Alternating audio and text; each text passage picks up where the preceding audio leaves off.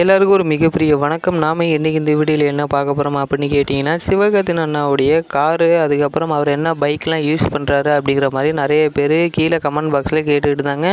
இதை பற்றின ஒரு முழு டீட்டெயில்ஸாக ஒரு வீடியோ போடுங்க ப்ரோ அப்படிங்கிற மாதிரி கேட்டிருந்தாங்க.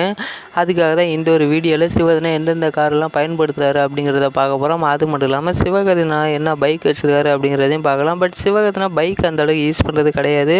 ஒரே ஒரு வாட்டி தான் ஒரு பைக்கில் வந்தார், அதுவும் மிஸ்டர் லோக்கல் படம்னு நினைக்கிறேன். அந்த ஒரு டயத்தில் சதீஷ் மற்றும் எஸ்கே அண்ணா 2 பேருமே டீ குடிக்கிறாரு. நைட் டைமில் பைக்கில் போனார். அது எஸ்கே அண்ணோட பைக் தான் அப்படிங்கிறதையும் சொல்லியிருந்தாங்க. அந்த ஒரு பைக் கூட இப்போ நீங்கள் இந்த ஸ்க்ரீன்லேயே பார்க்கலாம். அது மட்டும் இல்லாமல் அதுக்கப்புறமா சிவகார்த்திகேயன் என்னென்ன கார் யூஸ் பண்ணுறாரு அப்படிங்கிறத பார்க்கலாம். வருத்தப்படாத வாலிபர் சங்கம் படத்தோடைய ஹிட்டுக்கு அப்புறமா அந்த படத்தோடைய இயக்குனரான பொன்ராம் அவர் சிவகார்த்திகேயனுக்கு ஆடி Q7 அந்த ஒரு காரை கிஃப்டாக கொடுத்துருந்தாரு.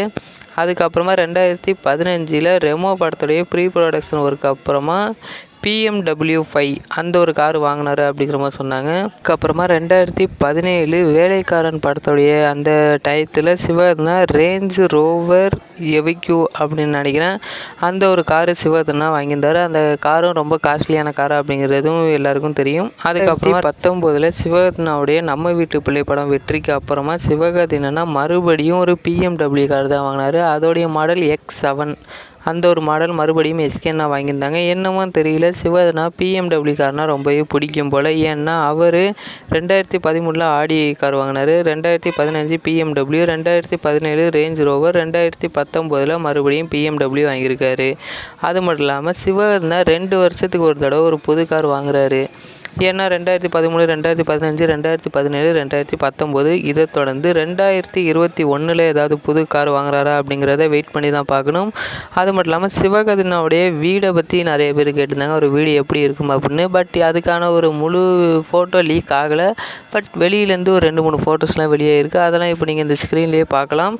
அது மட்டும் இல்லாமல் சிவகார்த்திகேயனுடைய வீடோட மதிப்பு எவ்வளோனா 15 கோடிக்கிட்டே இருக்கும் அப்படிங்கிற மாதிரி சொல்கிறாங்க. இதை தவிர சிவகார்த்திகேயனுடைய ஊரான திருச்சி, அங்கேயும் சிவகார்த்திகேயனுக்கு ஒரு சொந்த வீடு இருக்குது அப்படிங்கிறதையும் சொல்லியிருக்காங்க.